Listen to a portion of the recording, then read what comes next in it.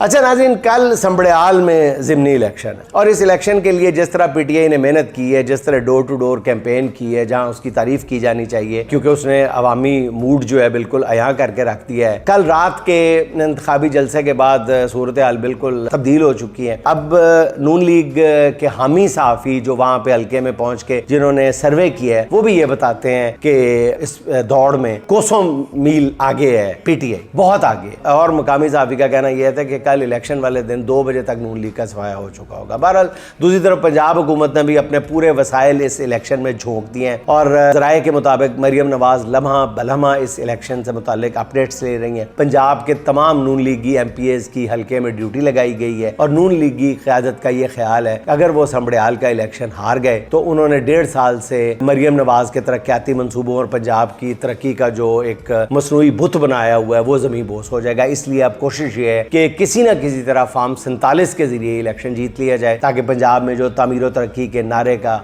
थोड़ा बहुत भरम है किसी के दिल में तो वो बरकरार रह सके। अच्छा नाज़रीन, नून लीगी सरकार की पहली कोशिश तो सीधी सीधी ये होगी कि किसी न किसी तरह फॉर्म 45 में ही अपनी जीत दिखाई जा सके, लेकिन अगर ऐसा मुमकिन ना हो सका तो फिर हर सूरत में फॉर्म 47 जीतना जो है वो नून लीग की मजबूरी बन चुका है। इसलिए संबड़ियाल में पीटीआई को न सिर्फ वोट कास्ट करना होगा बल्कि अपने वोट पर पहरा भी देना पड़ेगा।